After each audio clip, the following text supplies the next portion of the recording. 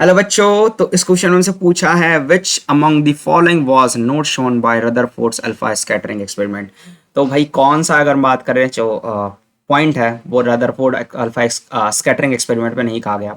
तो पहला था कि most of the space is an atom is empty, तो बिल्कुल ये बात कही गई थी। ठीक है, but the mass and positive charge of the atom is concentrated in the nucleus, बिल्कुल करेक्ट बात है, क्योंकि सारा का सारा जो मास है और जो पॉजिटिव चार्ज है वो न्यूक्लियस में अगर हम बात करें प्रेजेंट है। वही बात करें neutrons exist in the nucleus, और फोर्थ था कि volume of the nucleus is very small compare to the total volume of atom.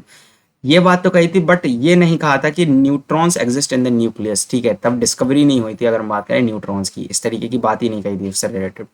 तो option C should be the correct answer. ठीक है, ये बात नहीं गई थी, but volume of the nucleus जो था वो अगर हम बात करें बहुत स्मॉल था as compare to the total volume of an atom. ठीक है, हाँ, क्योंकि न्यूक्लियस का साइज बहुत छोटा होता है। ठीक है, हाँ, ये बात सही है कि न्यूट्रॉन्स एंड प्रोटॉन्स प्रेजेंट होते हैं अगर हम बात करें न्यूक्लियस में, बट ये बात हमारी रदरफोर्ड ने नहीं कही थी। ठीक है, हाँ, तो ये बात पता होना चाहिए कि neutrons exist in the nucleus is, अगर हम बात करें, ये बात रदरफोर्ड ने नहीं कही थी। Thank you so much.